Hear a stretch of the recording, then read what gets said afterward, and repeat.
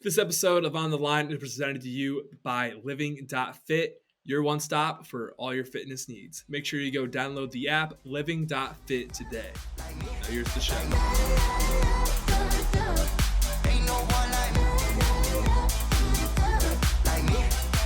Welcome to On the Line. Today's Tuesday, September 20th. We got a great show for you. We got Mike Davis before he goes and fights Slava Clause October 1st. We're going to interview with him. Awesome time talking to him and get to know him a little bit better as he continues this ascension in the UFC divisions. And let's wrap up with him. We got our UFC Vegas 60 recap. Fun talking about that. And then we wrap up with our winners and losers. But before we dive on into that, if you're listening on YouTube, hit that subscribe button. Listen up on Spotify, Deezer, Stitcher, any other podcasting platform. Hit that follow, leave a review.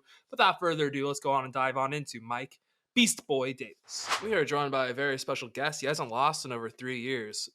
Don't worry about the fights. Just worry about the fact he hasn't lost in 3 years. We are joined by Beast Boy, the original Beast Boy, Mike Davis. My man, you pumped? You're finally getting back in the cage?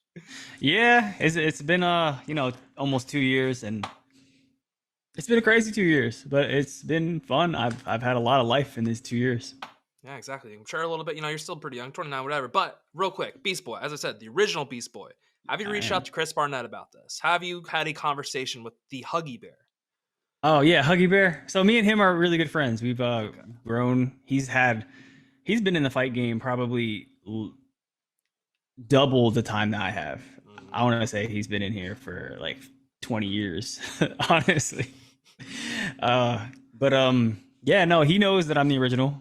He admits to it. He is Huggy Bear, but we're both good. It's okay. I think we should both be on the same card one day at least. That'd be great. We'll have a little Beast Boy thing go on. It'll be fun. I had him on before, not this last one, but the time before. I told him what he should do is just go back to Huggy Bear. And I gave him this idea of like, he just wear the Huggy Bear outfit. Cause like in UFC, you have to wear the Venom stuff. I was like, what you need to do is you put the Huggy Bear thing on and then you put the Venom shirt on top and then you can still be Huggy Bear. Like, dude, that'd be so goofy. That would be goofy. That would be something to watch. I told him to do that because, as I said, he's a character. I love him. He is. That was awesome. I love seeing him get that win after everything he's been through. That was huge. That was huge. That's big for him. It was really big for him. And I hope you get the same thing here soon. Maybe not as crazy circumstances. Not as, things like him. Or maybe you have. I don't know. It's been 2 years. I don't know. No, I'm good. You're good? Okay, good. I'm glad. So. I still want you to win.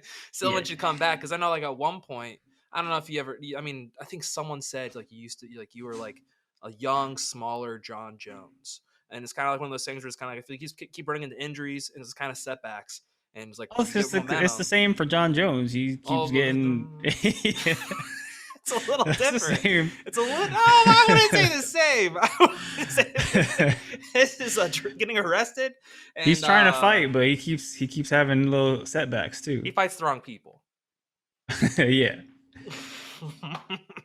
But you just keep getting hurt, and it's a very unfortunate thing. But it seems like we're good to go. Well, and actually, no, the last fight you're gonna fight Jai Herbert, but it was gonna be in London, and just like you had certain things you did, like, was it like taxes? Like you wouldn't really make any money off of it, and you've already been gone for a year, and you need that money. Then what was the 100%. Other thing? Like you needed to. It was just you just didn't want to have to deal with going overseas in your first fight. Yeah. So I didn't want to travel at the moment. My mom was sick. That war was starting. I just didn't want to be over there. That's right. That's when the Ukraine-Russia thing started. Yeah, so I was just like, I just don't want to be overseas right now. I can stay in the States. He can come here, or we can just schedule someone else. Let him have his fight. Let me have a new one. And they just kind of like punished me for it. Seriously, they just put you on the sidelines. Yeah, put you on the sidelines for what? Another 6 months, something like that. I asked for people in May. They offered me Matt Frivola. I'm good friends with Matt Frivola. I like him. I like his dad. But as you said, like money starts to become an issue when you don't fight for a year and a half. So I was like, hey, if he says yes, I'll say yes, and we can just have fun in there. It's whatever. They didn't want it. They didn't want anything to do with it. So I asked for another guy, and for like the whole summer, they thought that he said yes, and we were getting ready for that. But no, he clearly, clear as day. Like a month later, he knew. So now we got Medic. Or no. And then Medic. Yeah, we had Medic, and he got an injury. I know what that's like. I think he broke his hand. I know what that's like. Hey, no worry, no stress. Heal up, come back. And yeah, so now I have Slava. I'm not going to say his name any other way because I I don't don't even want to. try. I don't want to. I don't want to This butcher it. no. I have respect for everybody that does this sport. I don't want to say your name wrong. Especially when you're gonna fight him, you don't want to give him any extra ammo. Don't want to give him any extra ammo. uh, so yeah, it feels good. It feels good to be back. Definitely something I need. I mean, 2 years without a paycheck is not the best. I've been handling it. I've been doing seminars. I've been teaching. I get paid for my social media. I've been doing content, so it's been pretty good. I started streaming. Everything's flowing on its own. I'll eventually, if I keep up with this, I won't have to fight for the next. I won't have to fight in the next 5 years or so, which I don't plan to anyway. I was about to say I don't know if we want that. I think we Nah, want you to get in the cage. I don't want to fight probably after 35, 36.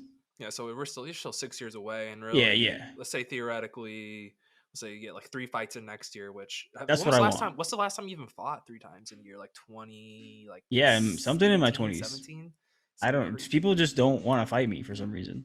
I think I know why. I was. I explained it in the last one. The dumbed down version. You're it's really good. You're not ranked, and no one wants to go out there and yeah, fight the unranked guy exactly, who's like damn near a ranked guy. It's just not worth exactly. it. Yeah, It's a little political bullshit. There's your dumbed yep. down version. That's the dumbed down version. There's a dumbed down version. That's the Mike's better just really version. good. I I try, but it is tough. But you got and honestly though, with this fight though, even though it's not like a higher guy, it's one of those guys. Probably if you look at the whole like 100+ rankings or whatever, even though those don't even matter, a little bit lower No, than you. But in terms of like the gameplay and things, like I nothing against Slava and nothing against Medic, but I think like you don't really have to change your game plan a whole lot. Even though I know you let the coaches deal with it, I don't think you really have to change a whole lot. that's true. How do you know that? How do I know that? Yeah. I watch the fights. Yeah. No. I never really game plan for anybody because it just feels better that way. It makes me me, and it makes my name. They call me Beast Boy with my ability to adapt, and I will take every fight how it is, and I will adapt to it while it's going on. I don't need to prepare. I need okay, yes, I need to prepare. I need to be physically and mentally in shape, but that's it. Whatever you can do, I guarantee you, I can do better. I was gonna As say long as I'm mentally there, I will do better. you can go wherever you want. I think that's the one. Again, the other reason why no one wants to fight you is that you can kind of take it wherever. Like if they're good somewhere, be like, all right, well, I'm gonna take you somewhere else, or I'm gonna beat you there too. Like you can beat pretty much anyone anywhere, and that's the scary thing. I honestly agree to that. Well, And I know what I'm you would mentally say. becoming there. I'm mentally becoming there. At first, I didn't believe in my ability to be that person. I felt like because when I fought Mason Jones, that's when I was having doubts. I was like, man, I threw everything at this kid. I hit him. I took him down. Couldn't keep him down. Jiu-jitsu wasn't even a factor. It's like, and I felt terrible. So once I healed and I was back in the gym, I was just focused on keeping people down when I take them down, and fixing the way that I punch. So when I hit you, you're stopping. Like it's no more. And I've been doing this for a year. So I feel like I'm a lot better now. It's gonna be tough too, because like in terms not tough, I mean in terms of like people who haven't seen you fight or people who have seen you fight, you're just gonna be completely. It's like almost like a new debut almost because Pretty you're just a completely much. different fight in 2 years. Especially because like as a 29-year-old from 27 to 29, usually that's where I feel like a lot of guys make most of their improvements. You're getting close to the Yeah. point where Because I don't I'm want to. starting to peak.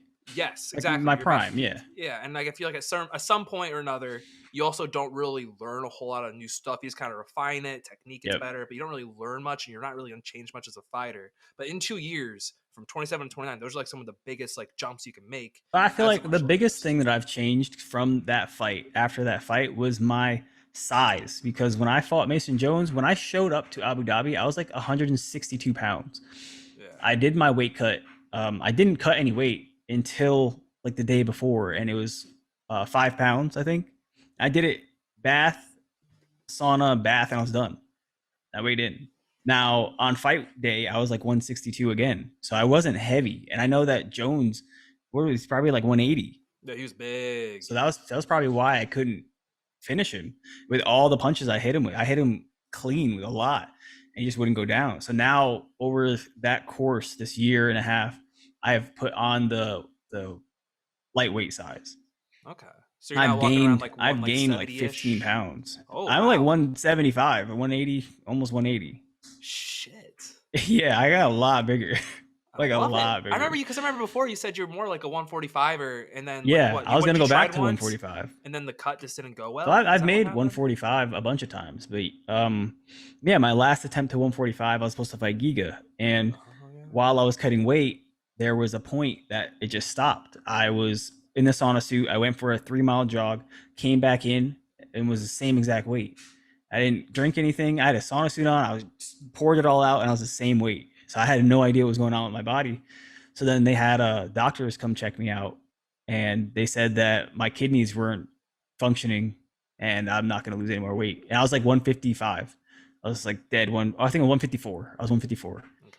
And I was like, I'm not gonna weigh in at the next weight class up. So I'm just gonna let him get a replacement as a respect to him instead of showing up on the scale 10 pounds over. Yeah, don't want to be like Hamzat. Yeah, I don't want to do that. So I just No. I did a respectful thing and pulled off.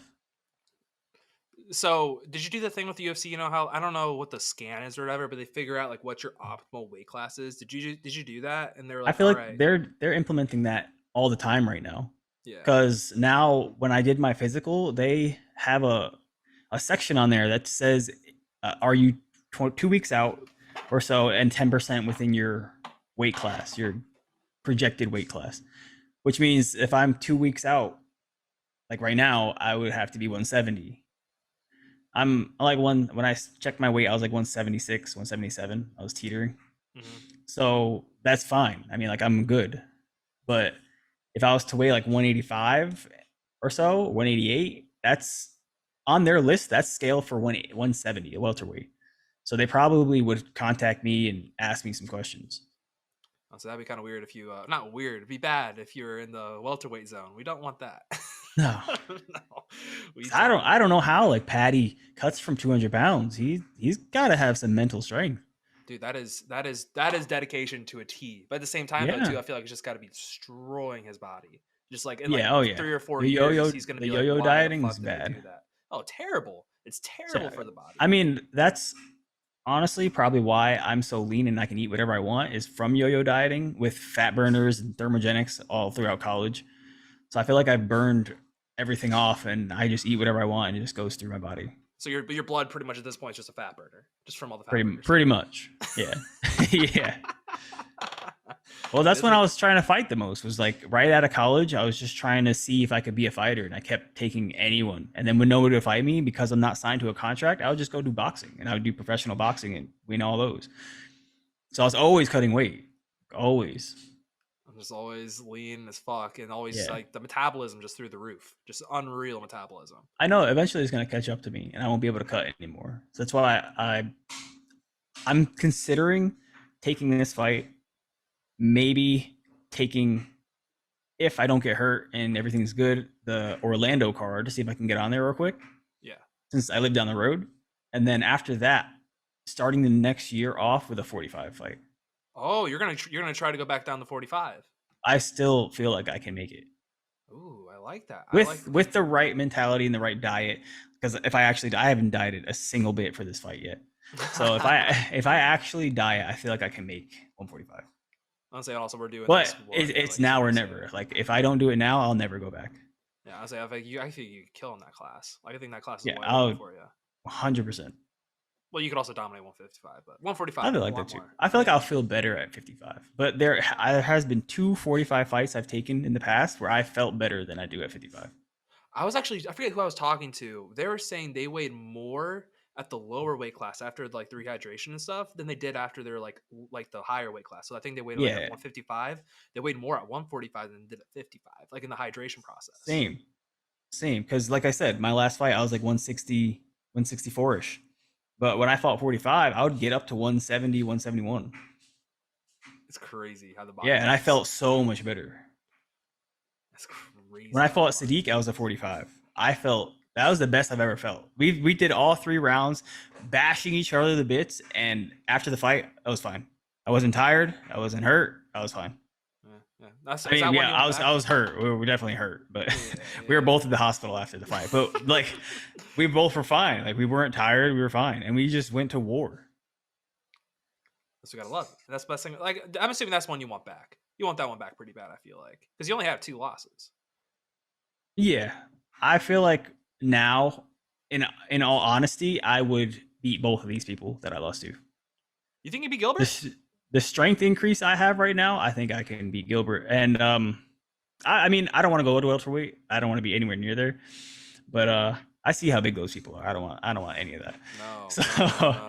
but I like Gilbert. He trains with a kid, 20 years old, that I used to teach grappling, and this 20-year-old kid out grapples Gilbert.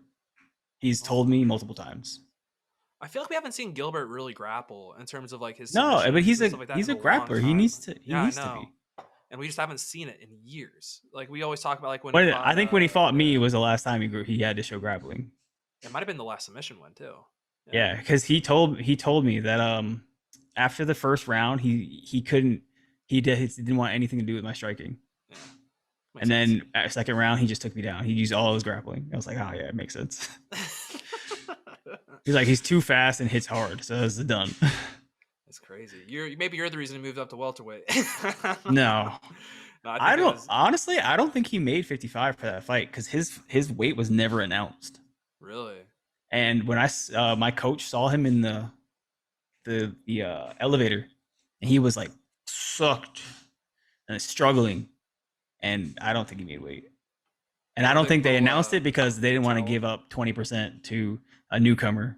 What does he makes? Probably $100,000. Come on, give me 20 grand. Let's go. Let's go. Triple my like double my pay right away. That's to double my paycheck. When I first started, that would be 2 times my paycheck. Oof. That'd have been nice. That'd have been real nice. That would have been really nice. Could have been one of those things where we did a little push down technique on the towel.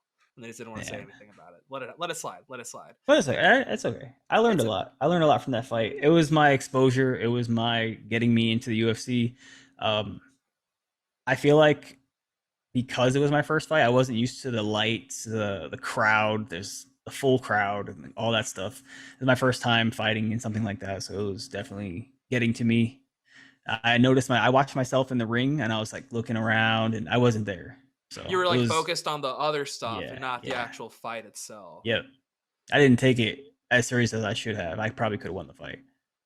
It's crazy when you go back. It's like I forget. I was kind of someone like, do you ever like get PTSD? Not PTSD, but you ever like just like you'll just like randomly sitting there. Like obviously always like randomly think back to random moments of your life. But like how often do you think back to fights like the Burns fight? You're like, oh, I should have done this.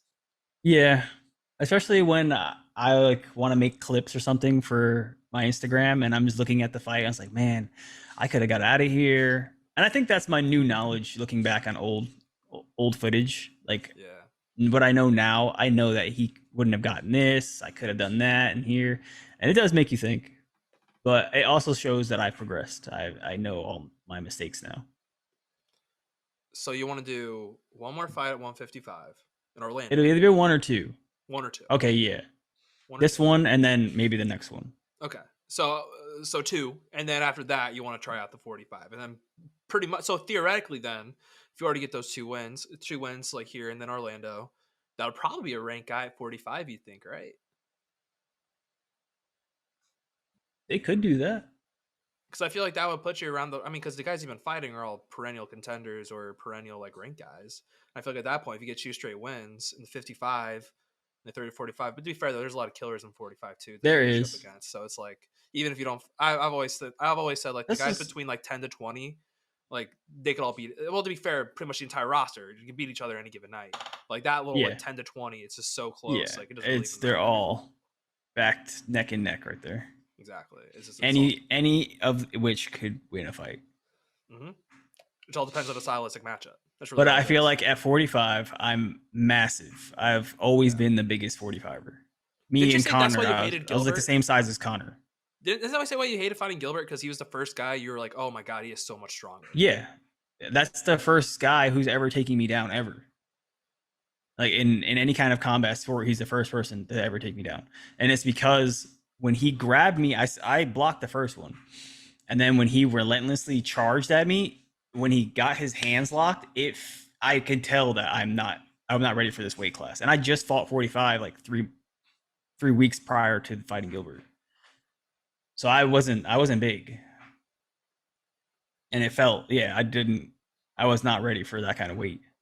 No, no, we're ready for that weight. I don't know, but wasn't like before your debut, you were like celebrating your birthday, and then they called you, you're like, "Hey, dude, do you want to fight?"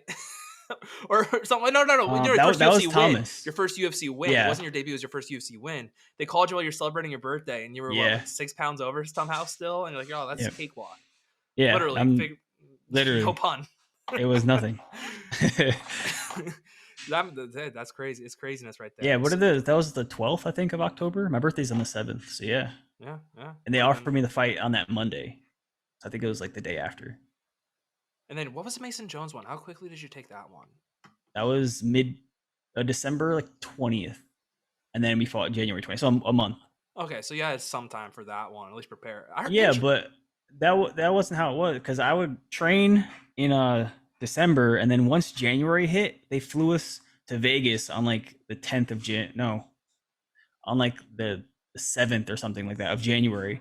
And then we stayed in Vegas because we had to quarantine for a few days. So then we were there for like 4 days or so, running around and hitting pads in the parking lot. Then we flew to Abu Dhabi. The flight took a day, and then we had to quarantine in Abu Dhabi for 4 days or so, and in the room, we just couldn't leave the room. And then after that, we had like a week of sitting in Abu Dhabi so I didn't really get to train for that fight, like not a camp, but no. And then you had like a torn rotator cuff, and then you broke your hand. Like that. That entire month sounds terrible. Let me see if I can show you. No, this way. You got one, and then there's a second one. Second one here. I have two. Wow. Yeah, I have 2 surgeries on the hand, and then I had 3 on my shoulder. Yeah, Jesus. I took the fight with torn rotator cuff, labrum, and bicep long head, and I got it repaired after the fight. And this, oh my god, it feels so good. I might just ask them to do it to this shoulder, so they both feel the same. Well, just do it in this night. Like, I mean, when you're looking like the American Habib out there on October 1st, just be like, all right, let's just like, I'm gonna let him like get a little advantage and like maybe just tear the shoulder. Let's just do it and get it over with. It's real quick. But then you can't fight in October or in December in Orlando. That's what I mean. Yeah. I might have to be safe. Yeah, maybe after the 145 fight then. After the Orlando fight. Oh, that's true. And then it can give you the real proper time to really take the diet and stuff seriously. Yeah. It'll give me some time to sit and recoup. Exactly. So you do so if you are to tear your shoulder, it's not because it was an issue, it was on purpose. Probably. I told my shoulders to feel the same. Can you really feel that big of a difference? I can feel a big difference, yeah. Really? Like this shoulder's heavy and this shoulder's really light. This one's kind of heavy, so they might need it. Who knows? Maybe you already maybe there's just so much cartilage and shit. Feels good though. I mean, like I throw it all the time, over and over. It just feels countless times. It just feels like heavier. Interesting. It just feels heavier. Like, but it is your biceps. Yeah, they feel the same. Oh, okay. It's just my shoulder. It's like. No, there's no like pinpoint spot. It's just heavy. Interesting. It feels like there's 10 ounces added to this shoulder, or 4 ounces added to this shoulder, where there's not in this one. That's so weird. Just for one surgery, and all of a sudden, like one feels so much lighter. That's so crazy. Yep. Again, it goes back to the main point of like the human body, crazy, absolutely crazy how it works. And then obviously you got the streaming setup. You guys, the blur, obviously hiding the hand. I know you're a big Warzone guy. Have you seen these new updates for Warzone 2? Yeah, I just actually sent one to my group. That's what I was doing before too. We were talking about. It looks good. I like it. I'm a fan of the new Warzone. It looks good. The proximity chat, I think, could be very funny. I think. That's what I didn't know until that video I just watched. The proximity chat. We were like sending messages to each other, like, what should we play? Like, we should like music, like maybe stupid soundtracks. So it's like you're like going up on a team, like even though you don't want to give away your location, like imagine like a clip of you going on there with like some stupid ass like soundtrack. That's gonna make this stream fun. Like Mickey Mouse laughter, and all of a sudden like you're just sitting there and you're playing, and all of a sudden you're and you're like, what is going on? I guess the team's coming at us. But it's just like it can be so funny. Like I forget what game it is where you already have proximity chat. I don't know what it's called. I think it was I play DayZ. DayZ has proximity chat. That's what it is. I think that's what it is. Like it's all over TikTok and things like that. Oh yeah. Okay. You just kind of the zombie game. Yeah. Yeah. And like you I build your own love that. I love house. that game. Yep, Like I all love that that kind of game. stuff. Okay. Yeah, But if I've you never. come within somebody, you can hear them and you can adjust your settings too. So you have to like literally scream into your mic if you want them to hear you from a distance. That's And then you crazy. whisper. Yeah, it's nice. I like That's it. really cool. I wonder if they brought in people from that to help develop Warzone. Should. Probably That's a did. good game. It is. The new Days. I forget what it's called. There's a new game. It's like DayZ, but it's very modernized. It's like how DayZ should look now. Because DayZ looked like PUBG. It looks kind of Yeah. shitty. Yeah. But now this new game, oh my god, I'm so excited for it. Same game, same exact principle, same game, just way better graphics. Oh, I like it. I like it. It just is the those kind. I like the proximity. I like those things. It makes it more like feels like you're really there. You know, Oh authentic. yeah. Authentic. We actually usually what we do is like we'll do like we don't stream or anything. We do like a FaceTime chat, and that's how we do it. And we'll like talk on FaceTime, so we don't have to get all the headsets and stuff. Then like have our headpieces or whatever in, and like I don't know. Ooh. It works. We got dubs. That's all that matters. But no, we're now gonna have to go in proximity chat and enjoy the experience. You know, Yeah. it's a little I bit like different. chatting with everyone because I play with randoms all the time, which makes it Really? fun. Yeah, all the time.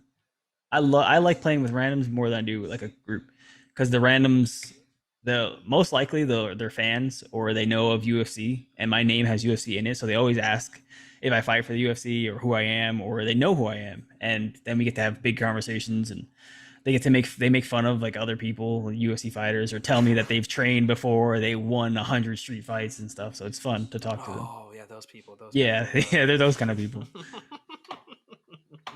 I was It's gonna say fun though. it is fun. It's fun. But what we do is like my name's Krispy Kreme. One of my friends' names is Stofers.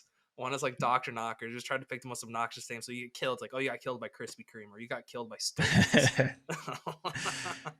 I gotta make a new account. I gotta Yeah. make like a joke account. It's fun, dude. It's just like you just think of the little nuances, little funny, stupid things. I don't know. I remember it was like Halo. Like I remember like in Halo it'd be like you got slaughtered. It's like I think that's what started that whole thing. Like you got slaughtered by Doctor Oh Knockers. yeah, yeah. Yeah, when the we had I like love the those energy kills. sword. Killtacular, Kilimanjaro. Yeah, Yeah, all yeah. those ones. It was oh man, those the classic OG Xbox Live with Halo. Those were the days. Those Yep. were the days. Those were the days. All right, so we're about 30 minutes. Obviously, a great conversation. Obviously, you got the fight with Slava Clause. Or I mean, how are we going to beat Slava? Well, give me a little last question. How are we going to beat the Slava Clause? Oh, so how I Most do all my vanilla fights? question. Most vanilla I just question. I know. I'm gonna show up and do what I always do. I treat every fight kind of like a sparring match, and I just kind of flow around and see how it feels. And I'm gonna start landing my hits, and once they start landing, I know that with my new power that I've developed over this year and a half, that probably won't be able to take it. I wouldn't even be surprised if he shoots on me. Oh wow, what a statement! What a statement! It's really so you really think he might shoot on you? I'm a good striker, and I know that everyone said that he's a striker too, but I don't think he's as diverse of a striker as me. I'd agree. I come heavily from boxing. Then I've done Thailand traditional Muay Thai. I've done Kantakuto karate. Like I know a lot of striking, and I don't really think he is anywhere near as fast as I am. Every time I fight someone, they always comment on how fast my hands are. I don't think he's anywhere near. For every one punch he throws, I'm gonna hit him with four. Ooh, love it, love it, love it, love it. The confidence oozing. I'm all I, in. I, I was I already all gotta, in. I gotta be there. I'm ready to show up. I feel good. I mean, again, you've been waiting on this for like 18 months now, so Yeah. it's probably also like, God damn, I just want to go beat some ass. I hate. I don't like fighting. I hate fighting. I'm Really? just good at it. Yeah, I hate fighting. Really? Yeah, Just good everyone at it? always surprised at that. They're always. I hate fighting. I love waking up in the morning, going to the gym and training with my friends. We like learn stuff. We joke around, tap each other out. It's really fun. Like that's life to me now at this point. But when I get the call and they're like, "You're fighting in 4 weeks," and all of a sudden, it's like face change. Like I have to be this person. I have to hurt this kid. I have to win this fight. Like I have to go in this cage. They're gonna lock it, and I'm gonna without the referee, I would kill the person in front of me. Like I have to kill him. So I don't like that feeling, and I don't like fighting because of it. That But makes sense. if I fight, I don't have to do anything else. Like I don't have to go get a job. I don't have to try and work a 9 to 5. I don't have to do that. So I'll risk the 1 day or 2, maybe 3 days a year. Good save. Taking a fight and then relax. That's fair. That's fair. No, I'm the same way. I can never work a 9 to 5. I'd hate my life. I don't want to go back. No, I do never. not want to go back. Did you do So it? if I Did you actually what, work work- a 9 to 5? yeah, I've worked a 9 to 5. Oh, I used to work at Tire Kingdom. I would work opening at 6:30, and I would get off at 5, and I would go after lifting tires and cars and working on cars, wrenching. I would drive to train from 6 to 8:30, go home, sleep, and wake up and do it again every single day. God damn, that must. While I was working at Tire Kingdom, that's when I got the call for Gilbert Burns. Oh really? And when I told them I need 2 weeks off to take a UFC fight, like I just got offered a UFC fight, I need to take this, and they're like, "Oh, we can get you a week." And like I quit and I walked out. Attaboy. Yeah, I walked out. I haven't been working since. That was in 2019. That's wild. That is wild. A lot of risk. A lot of things have gone your way. Some things haven't Yeah. gone your way, but those things that haven't gone your way are just injuries. It's not like nothing other than the Gilbert Burns fight really. Since nothing's really gone wrong. So, No, it's been pretty good. It's been pretty good. And I think it's going to continue to be pretty good. So I think so too. I think I'm ready to take the fights back to back and develop a pattern like Hamzat. Okay, well, I don't want you to miss weight. No, without missing weight. We want you to become the new. I remember at one point, I remember like way back at the beginning, you're like, I want to be the new Cerrone. Like, call me up. I'm there. I'll be there in like 4 days. Yeah, there you go. Let's say Cerrone. Cerrone says the same things. He says the same thing. Just take your fights. I'll take people they put in front of me, and I'll just show up. I won't look at your fights. I'm just gonna see what you can do. Is it frustrating too, by the way, not being able to take like short notice and things like that, just because of like how long you've been off to? You're like, I'll take anything, and then just nothing lines up. And they never offer me. Like whenever someone gets hurt, it's never the guys who've been sidelined. I don't know what it is with the UFC. That's really weird. And honestly, I can tell that's why everyone's leaving. Like literally everybody is leaving. Mm-hmm. Mason Jones, he didn't resign. Nope. Done. He didn't want to. I don't blame him. Burgos I left. really don't. Santos left. They're all leaving. Everybody. Yeah. Everybody. Yeah. But it is what it is. I'm gonna my plan right now is to take these 2 fights. This is my new contract, so take these 2 fights. I win both this year again. Now in December, I win both, flashy, knockout, submission, whatever it is. They call me to renegotiate. I get a better paycheck, and then next year I finish out my contract, 4 fights. And then I will not resign. I want to see what my options are. Ooh, don't want to look too far ahead. PFL, No. Bellator. I have no idea. I just want to see what the UFC will offer me, what the UFC is doing by that time, by the end of 2023. Just take a look at everything, because people are noticing, people are standing up for themselves now, and I want to be a part of it. I don't want to be this guy that's just a slave to this organization. As you're wearing the UFC hat. I like their stuff. It's facts. I like their stuff, and it's honestly it's the creme de la creme. If you make it to the UFC, you're the top 1%. Yeah, I think it's one of those things too. Like now that you made it, you're like, okay, now I can go like take care of my family, take care of myself, and make the money. Like you've proved yourself. I can be there. I can beat the best of the best. Yep. Now it's time to take care. Now let me go do something that actually makes me money, where I can actually say I'm a professional athlete, but I make the money. I can get the publicity here, which is what I essentially wanted, but it doesn't really matter to me. I just want to be able to live comfortably and do what I want to do. What if you're like top 5? Well, we're not like top 5. What if you're like on the borderline of getting a title? Is that different? Yeah, I would be in that mental aspect. Like I'm so close, I need to get it. Okay. But right now, I'm just like playing cards. I don't know. I don't really care if I win or lose. Just chilling. Go out there and fight. Get the money. Go out there and fight. Yep. Well, all right, man. Appreciate you coming on. Very raw, very honest. Appreciate you coming on, especially you've had a lot of interviews. You have more interviews coming. You have a long media. Yeah, I think I have like 4 next week. Whew. Whew, well, I guess I gotta Yeah, work a on my bunch. SEO. Make sure I beat them all. All right, man. Appreciate you coming on as always. Yeah. If there's anyone who wants to shout out sponsors, anything like that, go ahead and do so. Oh, I always have to shout out Viral. They're the people who got me able to do all my streaming stuff, able to honestly be able to sit at this desk and enjoy my life. I do a lot of my stuff here, and this PC you can't really see because of the blur, but my God, it's the best. Then I got Beacon. I told them I wouldn't shout them out because we were supposed to do a partnership, and I guess it didn't go, but they still sent me the product. So shout out to Beacon with the microphone and the mixer. Mingo Apparel, that's like the only clothes I ever wear. Mingo Apparel. I have Vital Minds. Got to shout them out too. They're the ones that provide me with CBD. Man, I have a lot. If we're missing any, it's all on Blackjack the Anime. Yeah, it's all on There my we stuff. go. It's all One on more, all because the they help me socials. out. They give me more stuff than anyone else. So Blackjack Anime, I'll show one. I have all these figurines around my house because I'm a big. Can I get this in here? Yeah, I'm a big anime person. This is my favorite anime.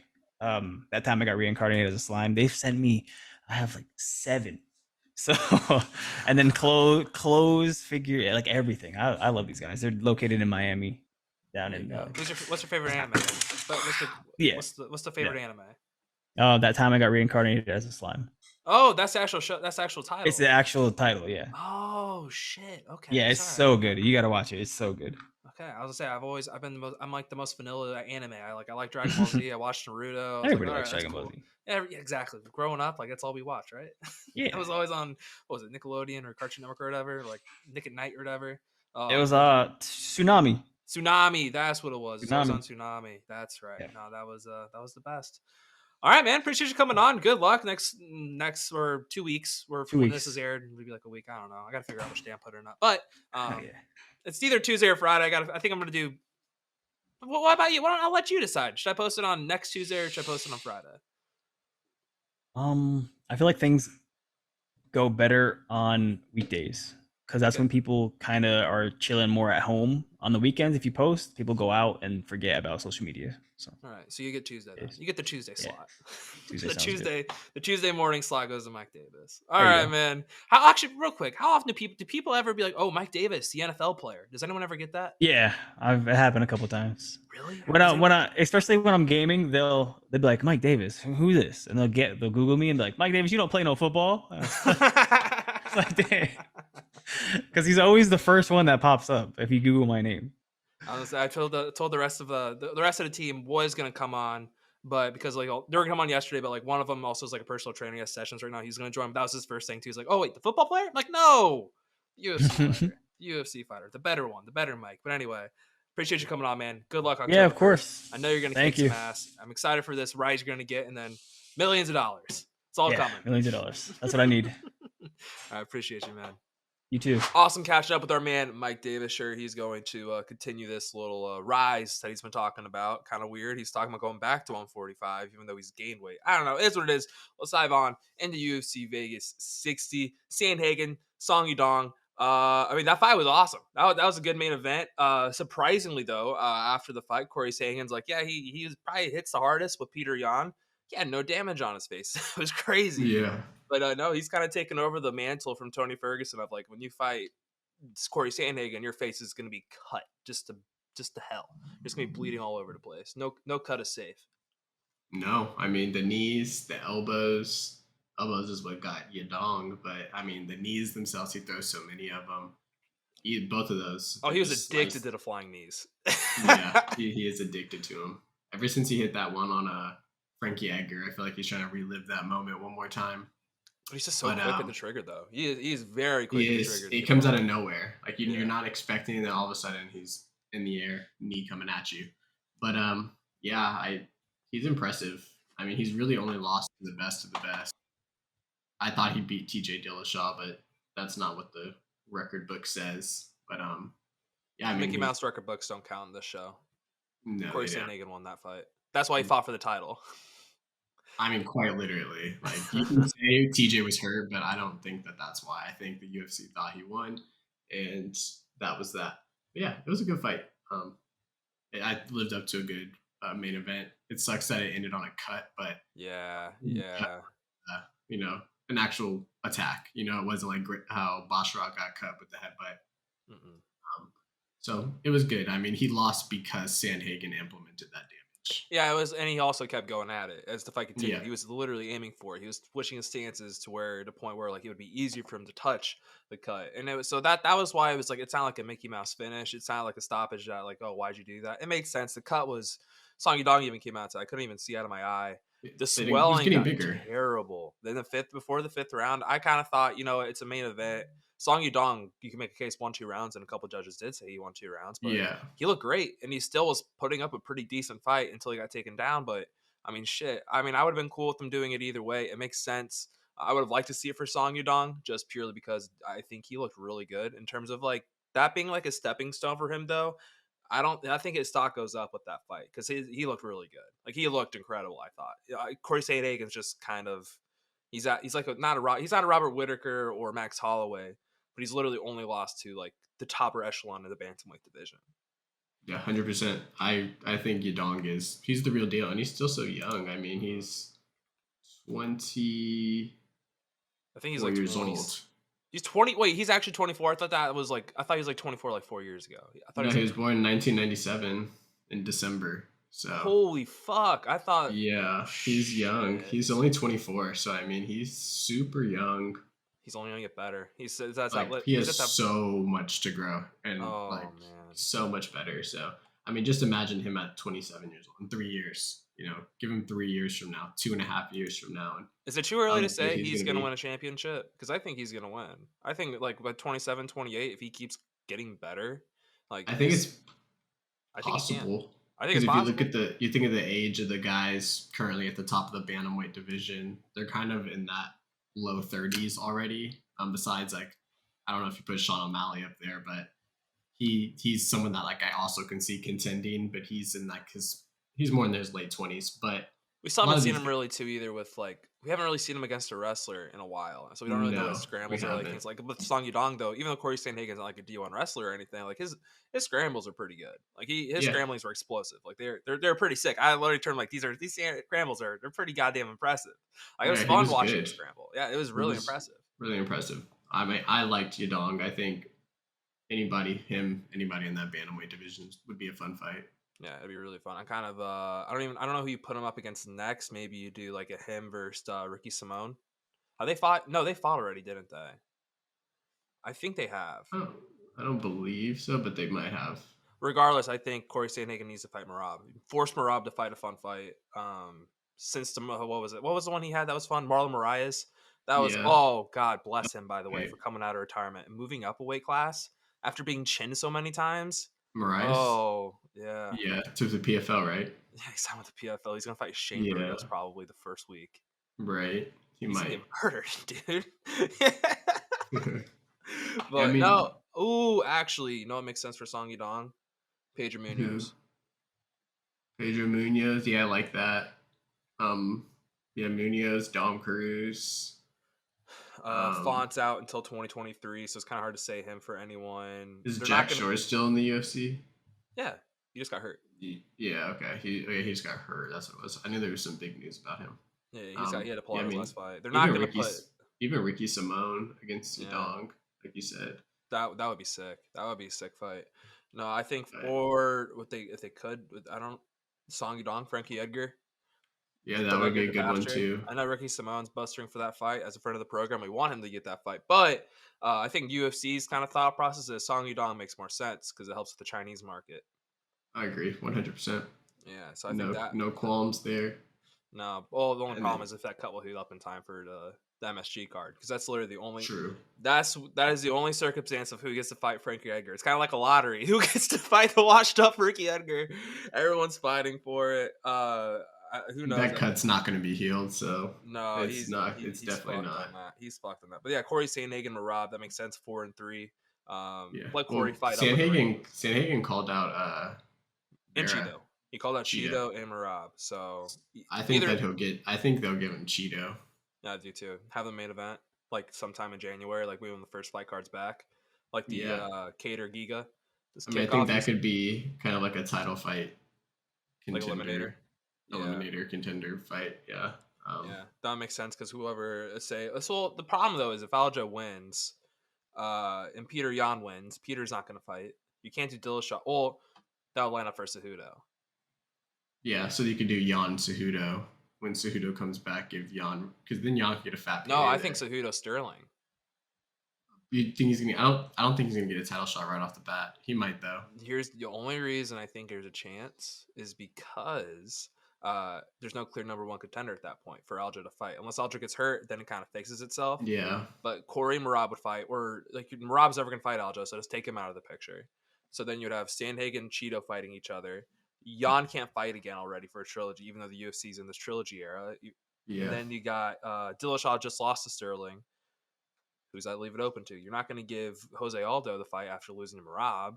You're not going to. He's just out the UFC too, so yeah. Or out the rankings, but Oh yeah. Oh, that's right. The UFC rankings have been updated. Yeah, so obviously not Jose Aldo. Yeah, so I mean, I think at that point, who's left? Henry Cejudo, and apparently he's looking pretty good. He's losing some weight. He's no longer a thick boy. So we'll see.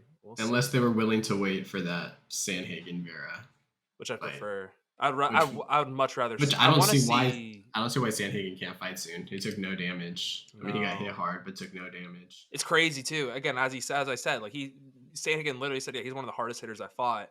It's because he only got hit. He only got hit hard though. Like he did get wobbled 5 or 6 times. He did get wobbled. It was a handful of times. Yeah, he was talking about it too. How after the Peter Yan fight, that taught him how to handle those moments.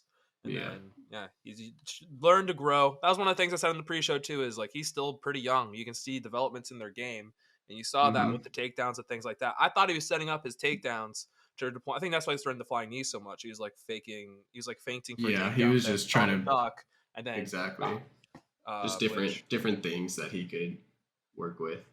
I think Udonk's gonna have his chin is just stupid. His chin is just granite, unstoppable, Chad Chin caliber. Some say. Yeah, I agree. Yeah, so that was a fun fight.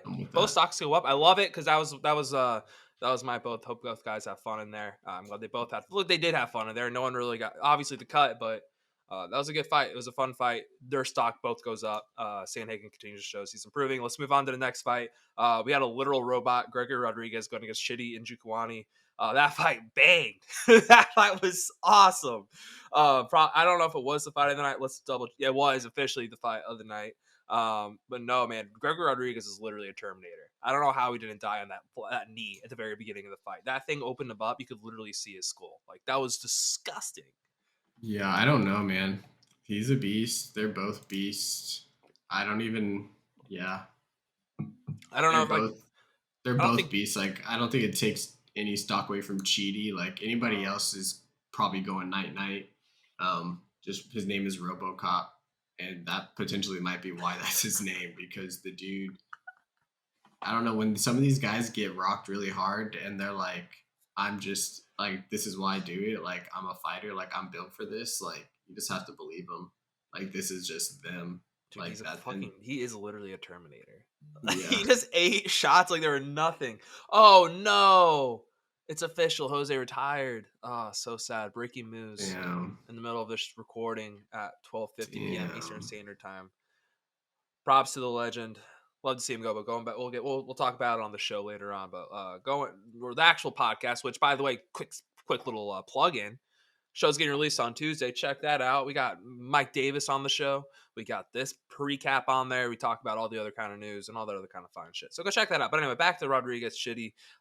One thing, though, I don't think Shitty is going to be like a perennial contender in the middleweight division. However, I think he's going to be one of those guys that should never fight in the Apex ever again. Same with RoboCop. They should literally they're firefighters. They should always fight in front of a crowd because they will always get the people going. These guys just bang. They bang. They're like main card starters. Oh, yeah.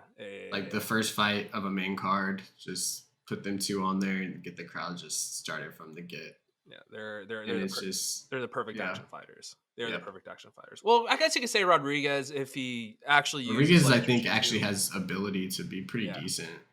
He's young.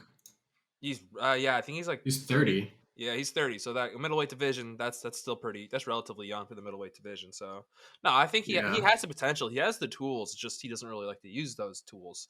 Instead, he just likes to like get his skull cracked open. So And that's the problem is you can't, no matter how like durable you are though, you can only take so many punches. And that is the issue. But anyway, that was a fun fight. That was a banger. I like RoboCop. I like Chitty. That fight banged. Let's move on to Andre Fili, Bill Algeo. I don't really agree with the split, but it makes sense why it was a split. Andre Fili, had his back taken, and then I've never seen anyone hammer a guy like Bill Algeo did off like with a guy on his back. Those are some of the heaviest shots I've seen with someone having someone on his back. That was kind of sick, but like as a judge, how do you score that? The guy had control, but he's getting rocked. It's that's how thing to discover. That's how Valentina won. Yeah, is literally she won like a round or two, or she won one round just because she was striking off her back. Which, I don't necessarily agree with it all the time, but I think depending on the damage of the strikes, and they were doing damage. But yeah, I don't really know how I feel about that fight. It was a close fight. I guess I see the split. I could see it either way for Algeo or Fili, honestly. But yeah, that's how I go. I'm surprised Algeo survived that first round head kick.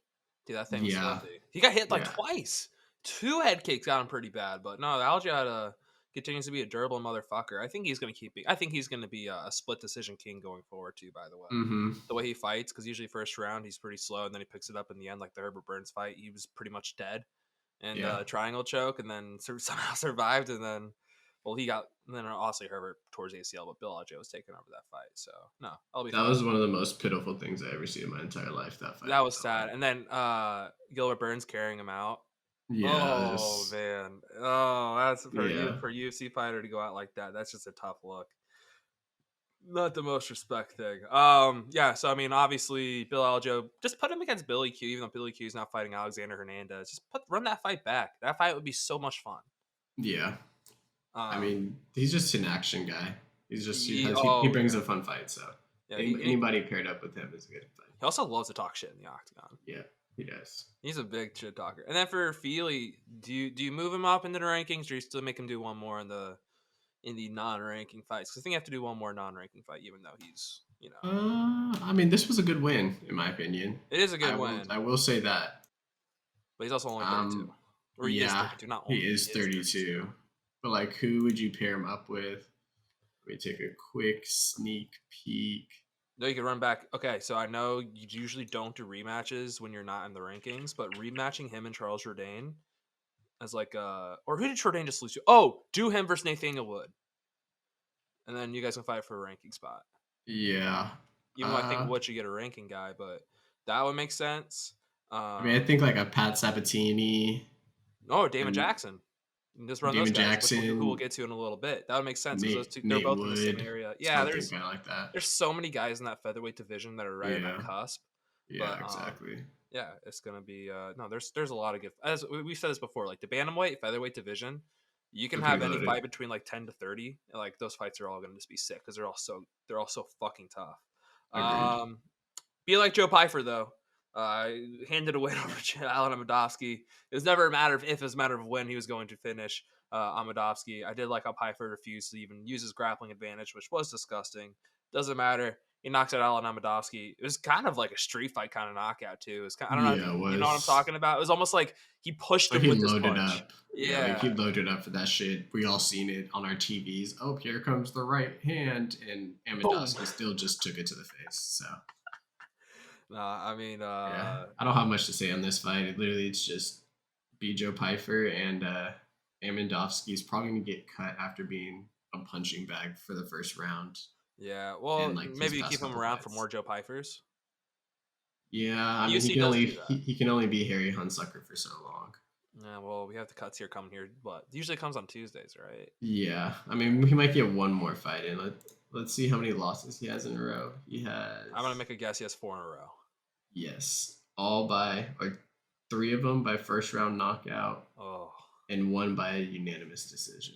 Oh, who's the unanimous decision? Who's the bum who's going to put him out in the first? Fucking Jotko. Oh!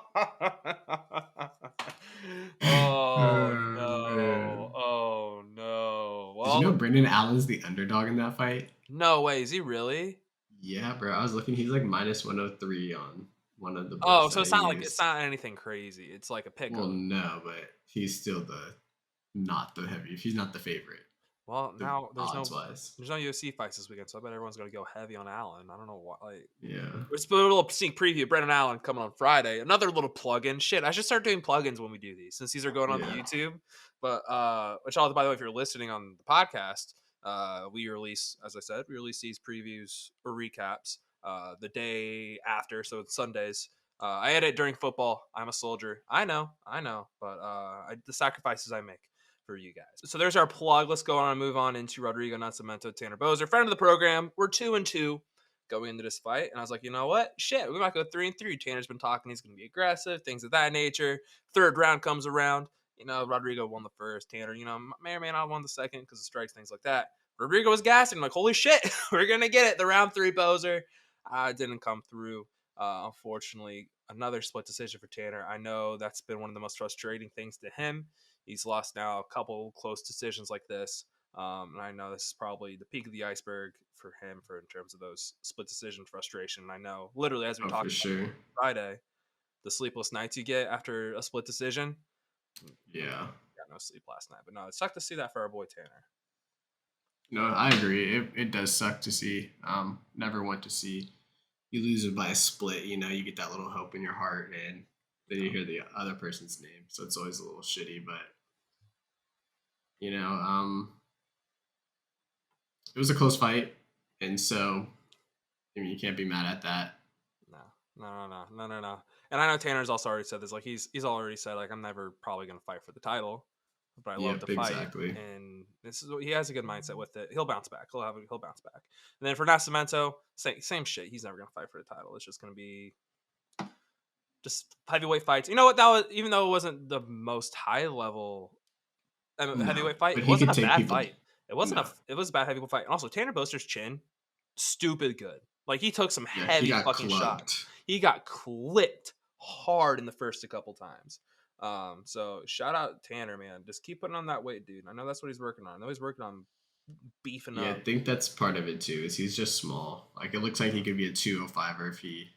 If you really, he'd have to lose so much fat. You would have to be Exactly. super cut. But I've always kind of thought you have like a 205 division, a 225 division, and then like a 260. I agree because that's such a big jump, like 205 to and fucking then 60 to pounds. 265. Yeah. Jesus, I think there's enough people there Massive. too. Like, there's a couple guys I think that would really benefit, like who are like kind of fluctuating between like 205 and 265. Like Zach Palga, for instance, friend of the show.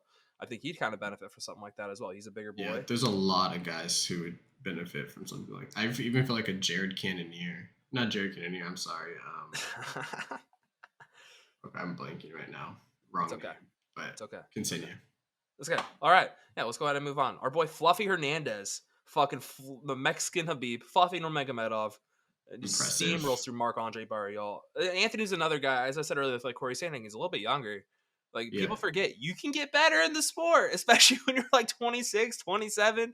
He's 28 years old. He's just getting better. His wrestling, and I think the commentary team was right on when they were saying this. Like, he just keeps getting better every fight, and that was easily the best look he's ever looked. And if he's going to continue to look better, shit, he might be a perennial ranked guy here soon. Like the way he mixes everything up, super smooth. Pile drive, fucking Marc-Andre. That was sick. Did you see it dented the floor? Yeah, dude. So that's the Or like first the ever. canvas? Yeah. That's the first ever. Throw that on the Fluffy's thing. He did like one of the biggest underdogs to ever win against Rodolfo Fiora, and he dented the mat. that's something to bat an eye about, right? Nah, that's two things to get hyped about. I feel.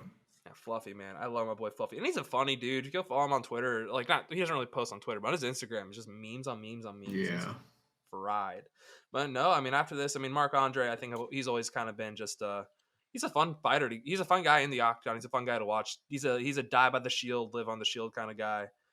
So I don't know, man. I don't know where you do with him, but for Anthony, He is what he is. Yeah, he is what he is. He's not going to get much better. Anthony, however, is continuing to get better, and he's mixing everything up pretty well. Oh shit, dude. I don't know. Maybe like I'm not just saying this because he's a friend of the show, but like I actually the middleweight division's not that great. Anthony Hernandez, I think, could be a ranked fighter by the end of like bare minimum ranked by the end of 2023. Yeah, I don't see why not. I think him and RoboCop would be a fun fight. Oh shit! Don't do that to our boy Anthony. Okay, I won't.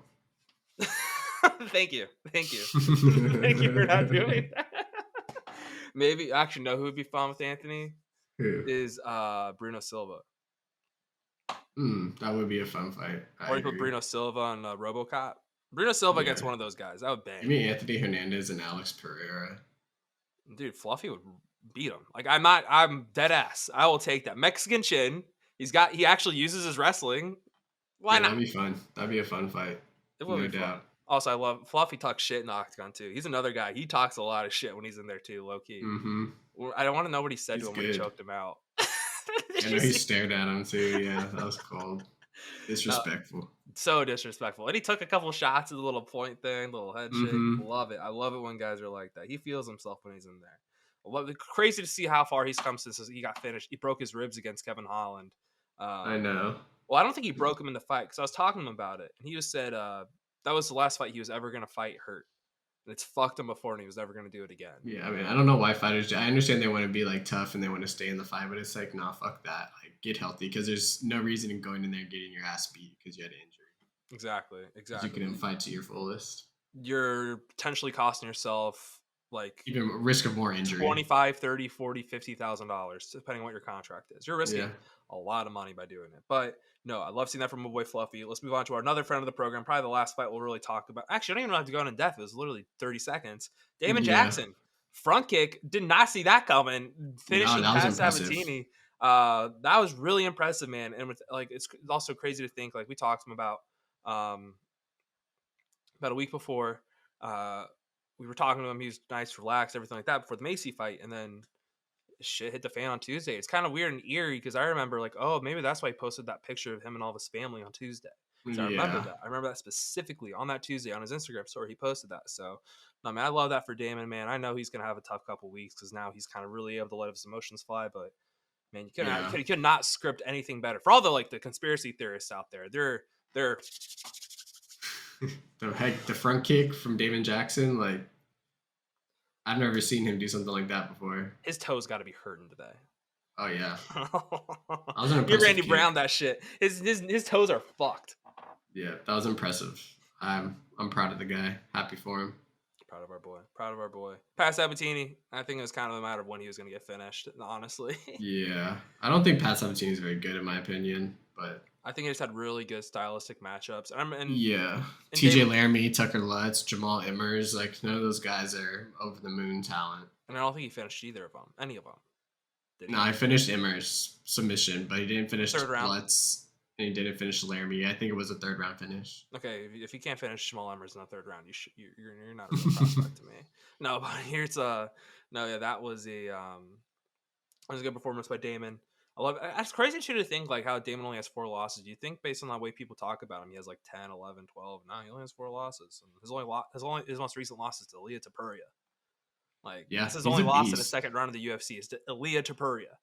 Yeah, that's him against Nate Wood would be a good fight, I think. Yeah, that'd be a good matchup.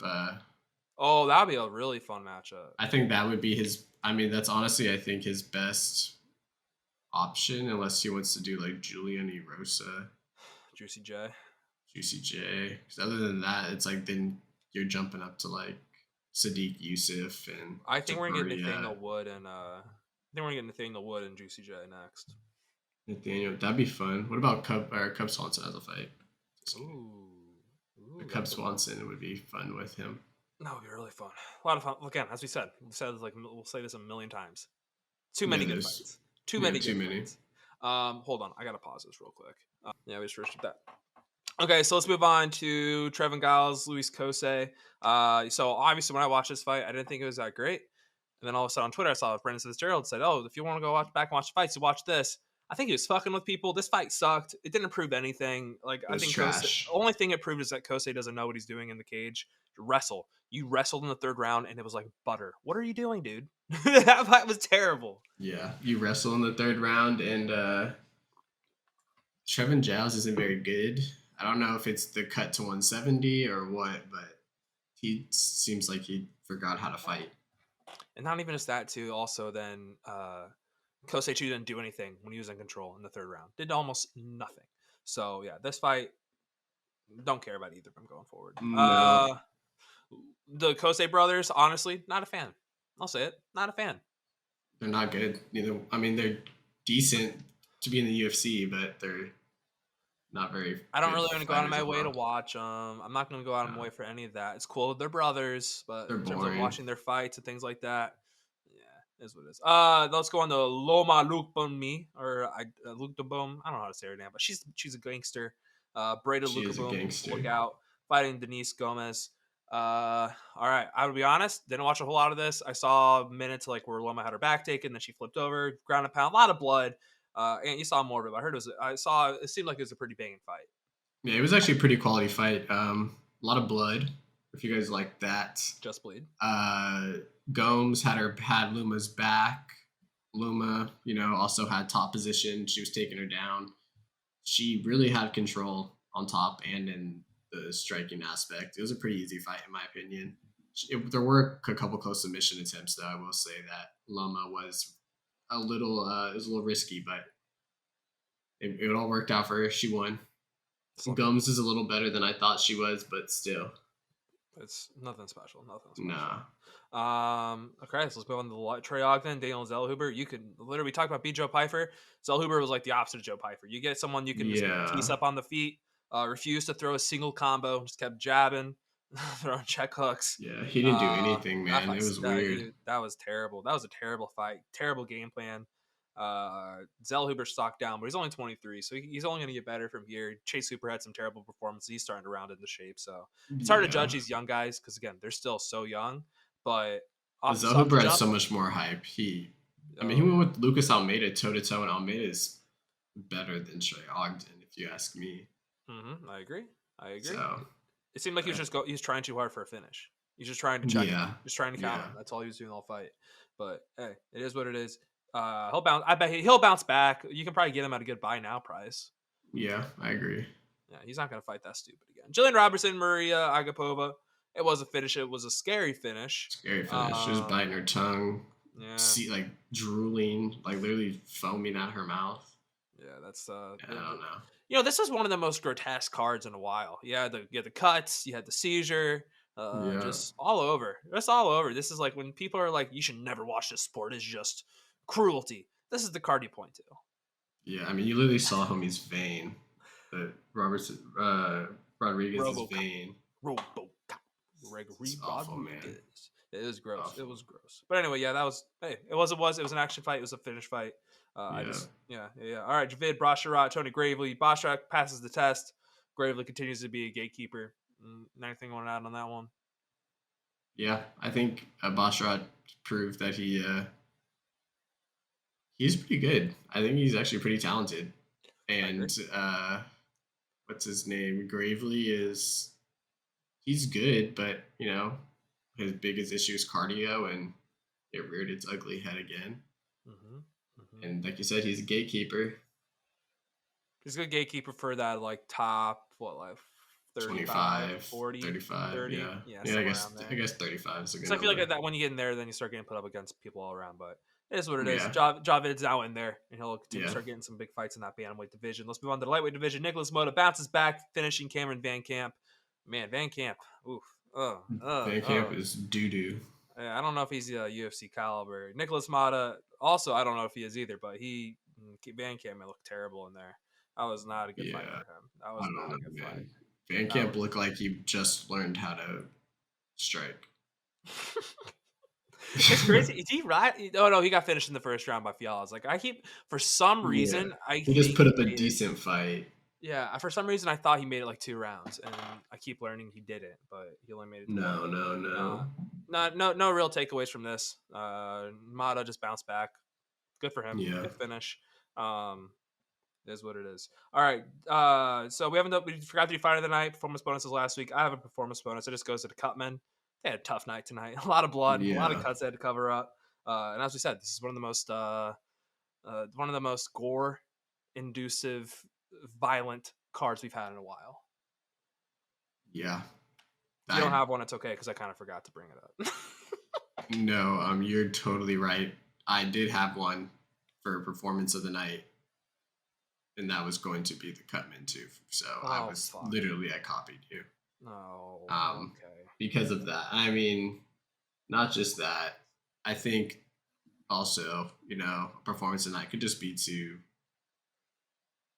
We got like the blood and gore aspect of the UFC that we haven't gotten in a while, which is kind of different. I'm not a huge into the blood and stuff, but it is kind of cool to see from time to time. And I think this card answered some questions for prospects. So, and I was gonna say there was only really one prospect I thought personally in terms of like the big prospect that everyone was talking about. Yeah. Only one really delivered. But you have like the Anthony Hernandez is stepping up. You had the Damon Jackson stepping up, taking out the Pat Sabatini height. And then the Song Yadong height, even though he lost. That's up. Kind of, I would say a fight of the night, if you want to phrase it that way, is like prospects against the gatekeepers. And the prospects kind of won. I mean, you have Hernandez. You have Basharat. I mean, there's a couple more guys. Couple more. I like that. And I don't really have a fight of the night. I just had a really good performance bonus. There wasn't anything too crazy. It wasn't like I guess you make a fight of the night is Corey Sandhagen against throwing spinning shit and flying shit. Dude is addicted to it. He is addicted to that. He is very addicted to it. But that's all we got for that. Any last remarks for the card before we move on? No, it was kind of boring to start, but it picked up the main card, delivered, so it was worthwhile. Picked up big time. Well, you had the choke, which was kind of like, ooh, and then kind of died down until Damon Jackson. Friends of the program got the party started. That's what really happened. That's facts. That is a fact. Really bring on fun guys. All right, let's go on and move on to the rest of the show.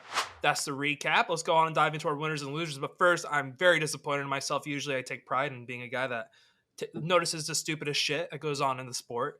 I'm very disappointed in myself that I didn't talk about Fluffy Hernandez pulling down Mike Andre Barriel's pants. I just remember watching, like, I always see them, so I wonder when these guys, like, someone's pants got to get pulled down at some point. They weren't like pulled down, but as Fluffy was slamming him on his fucking face, I noticed his pants were like below his ass crack. So shout out to our boy Fluffy for memeing it up out there. I definitely missed that. I didn't see the pants down. I'm very disappointed. I'm surprised it doesn't happen more. Yeah, I'm honestly very surprised it doesn't happen more. But let's dive into our winners and losers for the week. No, I've talked a lot. Harrison, let's start with you. You've taken a hiatus, about a week off. Let's hear what you got for a winner. Yeah, well, I had exams last week, so coming back in strong with a first winner, Joe Flacco, the greatest quarterback that New Jersey has ever produced. Dude came into Cleveland, took over for the Jets, and was like, yeah, getting us a win this week. Coming in the dog pound, showing up these disgusting fucking Cleveland fans. Fuck the Cleveland fans. That they've just been horrible for the. We'll get more into them later. Did you see that Joe Flacco's kid told him that he sucked? I didn't. Like, literally this week, Joe Flacco's kid's like, dude, Dad, you suck. Epitome of Jersey. That is New Jersey to a T. Best quarterback from Jersey at all time. I love Joe Flacco. I hope he continues winning and the Jets keep doing really, like, I hope the Jets do well this year. They're due. They're not going. They're not going to, but they're not going to. Their fan base needs it. They're not good. Zach Wilson's gonna go out there and he's gonna start throwing picks. Zach Wilson. Joe's only starting for a couple more weeks. He's got that dog in him, though. Who's gonna trade for Joe Flacco? What if Joe Flacco wins like 2 or 3 more, and then like he has like a trade value market? They won't trade him. He's going to the Cowboys. Fuck, I'll take him on the Colts. I know he's a fucking statue, but anything's better than what we got right now. But anyway, Anthony, before I make myself sad again, who's your winner for the week? I'm going to stay on the same quarterback train. Not the same quarterback, but the QB train. My winner is Tua. Kind of shuts the haters up a little bit. They were down big. The haters were talking a lot of shit, but he came back. He threw a couple deep balls. People say he can't throw deep. He was able to prove he could do that a little bit. He threw for over 400 yards. But he has 6 touchdowns, 6 studies, 4 touchdowns. I mean, he in balled the the fuck out. Like the final quarter in the fourth quarter. He was. Yeah, they were down 21 in the fourth quarter to start the fourth. Came back and won. So, you had 4 tutties in the fourth too. Like, yeah, and he played well in week 1 as well. He didn't do bad. They got the dub. So. 2-0 on an all-time high right now. That's the best game I've ever seen. Tua's doing good, man. Yeah, 2-0 they're looking nice. They're there. Expect them. Let's go on and move on to. We got Bills Dolphins next week too. That's going to be a fun game. All right. Yeah. I don't know. I love Mike McDaniel though. I don't want to say the Bills are going to steamroll them. Bills got to play tonight as this comes out. I think this hasn't worked yet. So congratulations to the Buffalo Bills on beating the piss out of the Titans. So shout out Buffalo for that big fat dub.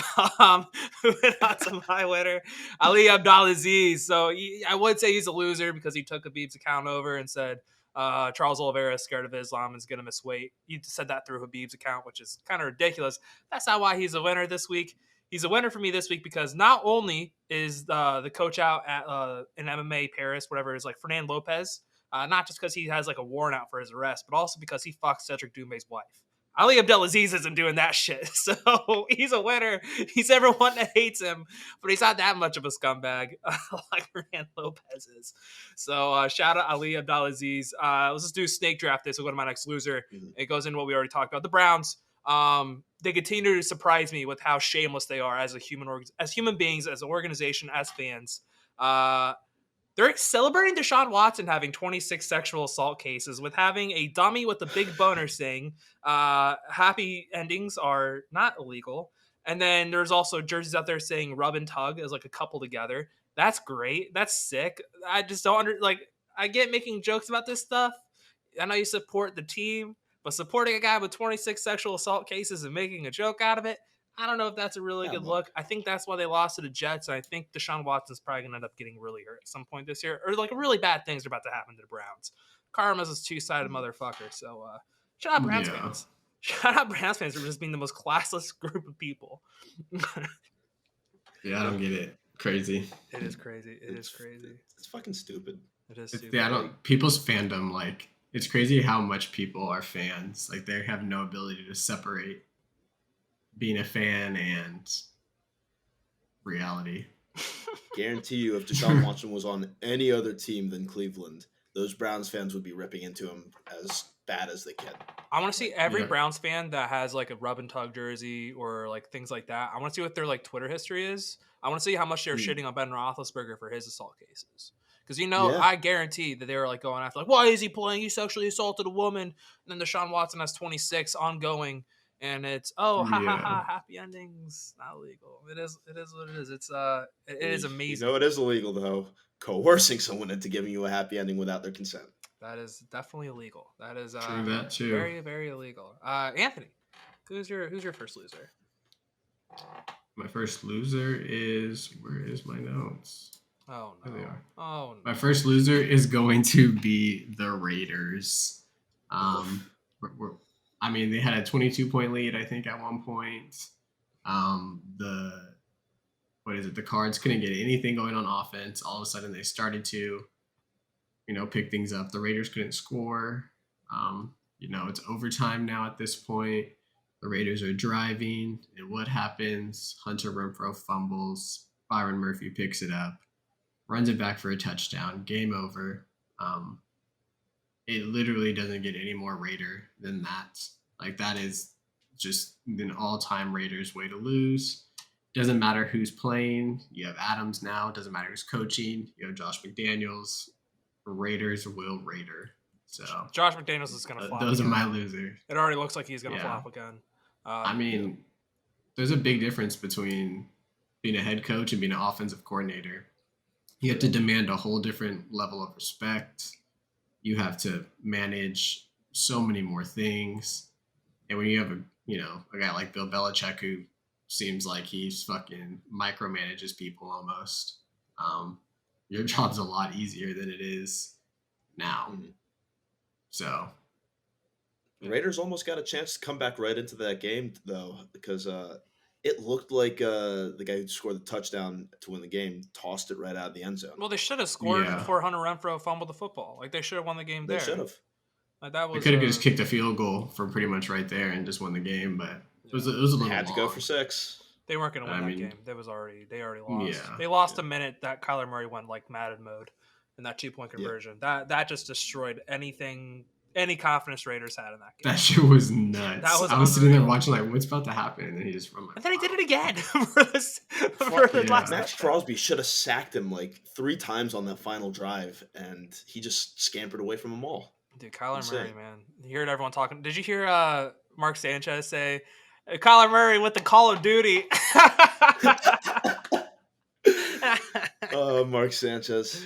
That was Another good. That was good. It was good. It was good. I like Sanchez in the booth. All I right. do too.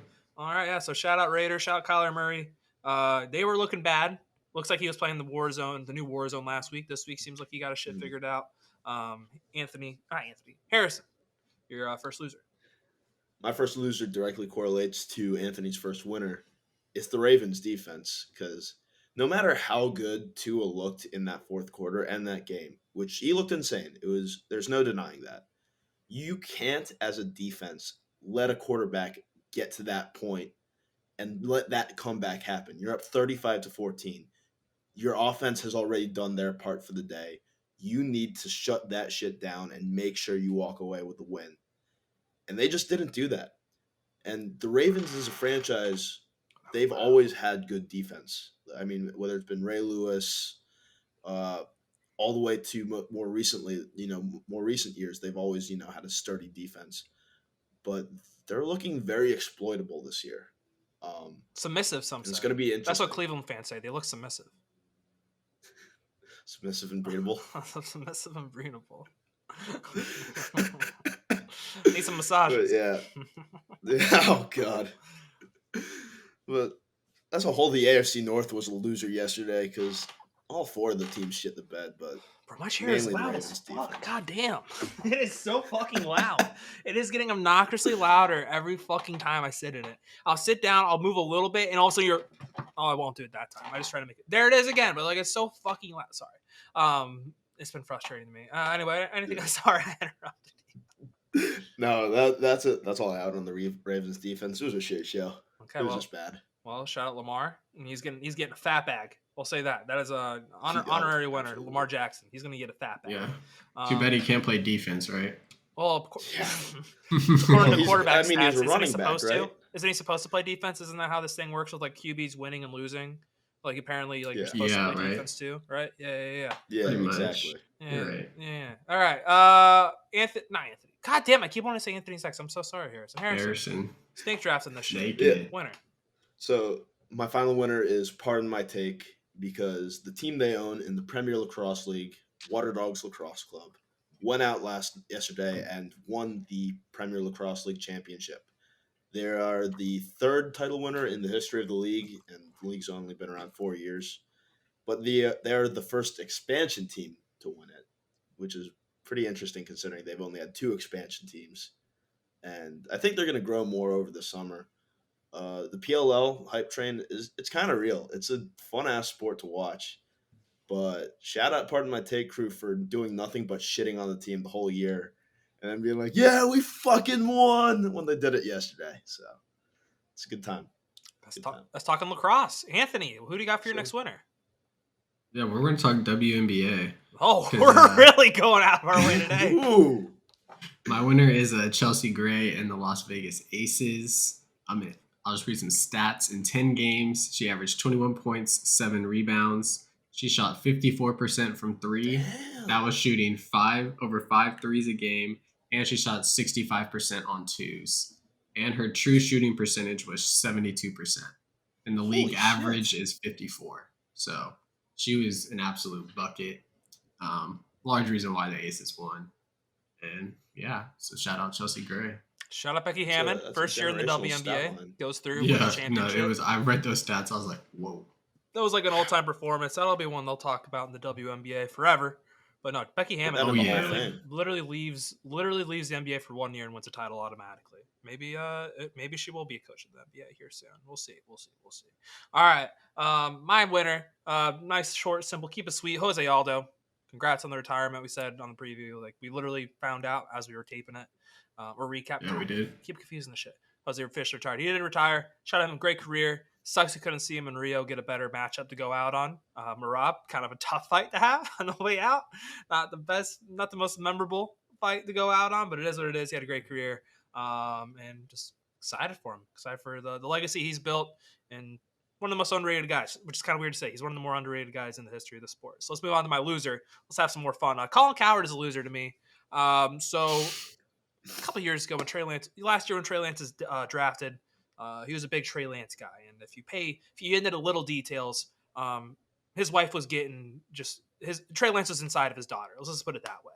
And go about a year forward, now that he's starting, he's no longer inside of his daughter, as some like to say. And now Colin Cowherd doesn't like Trey Lance, is shitting all over him. And he said, like, the 49ers are getting better. Some dude on Twitter absolutely fucking on them earlier today when he was talking about how Trey Lance, he's just speaking the way it is. And he says, you love the guy and had nothing bad to say about him when he was inside your daughter on a daily basis. What's the issue now? So, Colin Cowherd, That's dude. awkward. Big loser for should have kept your daughter away from him, but you did it. So shout out Colin Cowherd for being a loser and not making it obvious when he was talking about how much he loved Trey Lance. You remember a few years ago when his daughter went like super viral on Twitter for being like hot, and his daughter For being hot. that's literally the reason why she was like getting tons of followers from like. I mean, she had simps, and pretty she sure still like, has simps. Yes, it's simps. It was simps. Yeah, she just looks like an Yeah, army I'm of sure simps because she's still- calling. Yeah, she's calling Cowherd's daughter. Like there's so I was many. gonna say, I'm sure she's gonna have people who are gonna want to Hit. mingle with her. Mingle. This is an R-rated show. The fuck?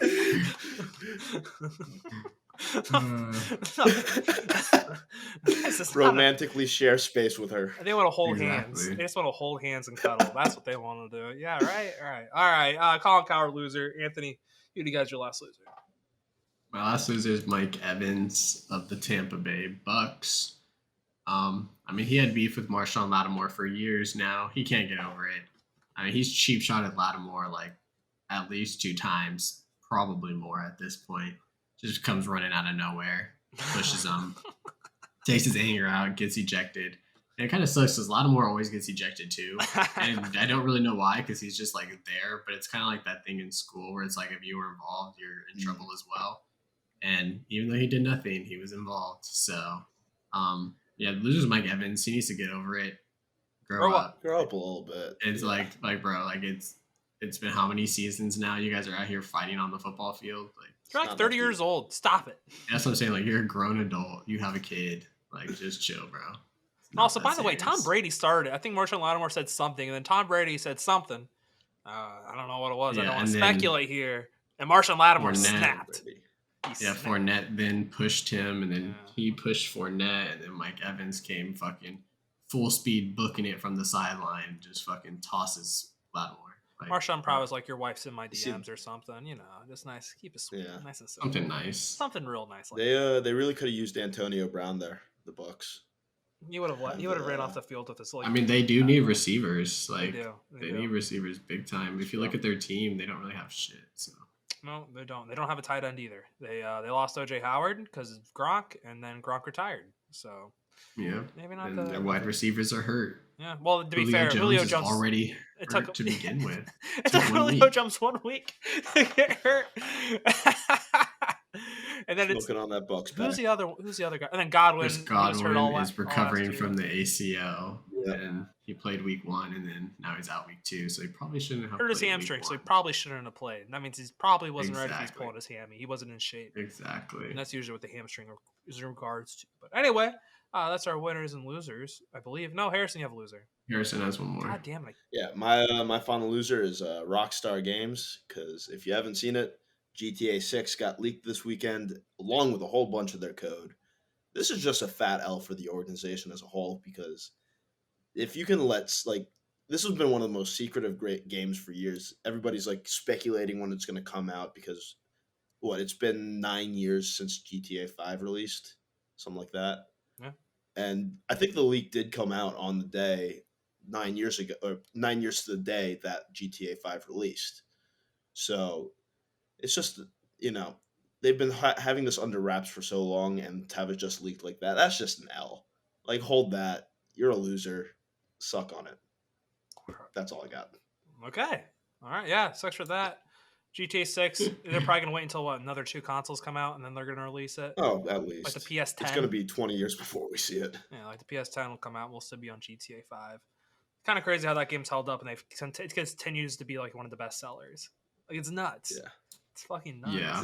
It's GTA. Yeah. It's the Like- same fucking game every single time, though. Yeah. Like that's what I don't get. is. It's like Madden, just GTA. Like 2K, but GTA. Like it's the same shit. They don't add anything different. It's a slightly it's just a different different story. a slightly different story, same location. Yep. And like you do the same shit, and it's Steal cars. you exactly shoot it's cops. repetitive. And I mean, I guess it's nice because they release them so far and few between that. Yeah. But yeah, I don't know. Are you a You're hater? a GTA fan. Am I a hater? Are you a GTA hater?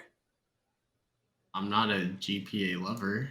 I mean, it's cool. It's just, It's a fun game. yeah, it's a fun game. I just think after, you put in like 8-10 hours of gameplay, you're like, all right. Like, I'll say the I don't storyline go out of my way to play all that time. I'm not out here saying I love GTA. No, I was just making sure you're like, yeah, I still like playing it. I'll play it. I'll buy it. But Yeah. I It's- mean, it's- yeah, if I have other I'll options, dabble.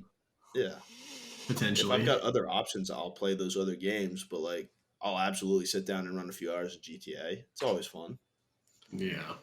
GTA. What a game. What a game. What a sell. Won't come out until 2020, 2030, something like that. I don't know. All right. That's what we got for you guys today. Any shout outs for anyone before we wrap this thing on up? No.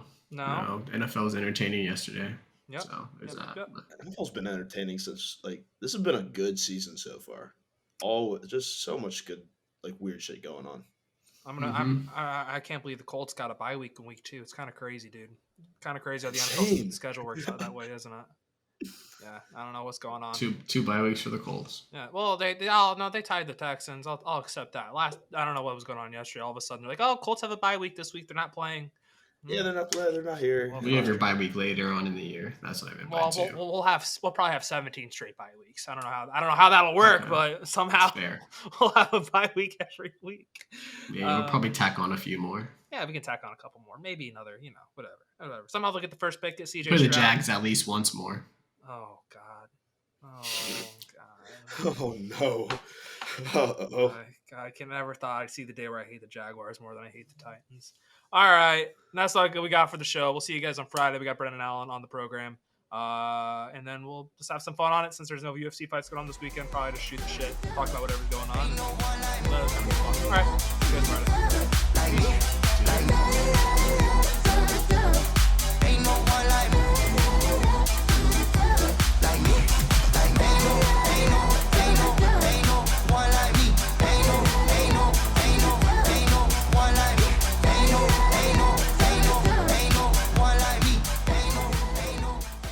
Thanks for watching. Thanks for sticking around with me all the way to the end. I just want to once again thank the sponsor of the show, Living.fit. If you're looking to better yourself, make sure you go to download the app or visit the website Living.fit today.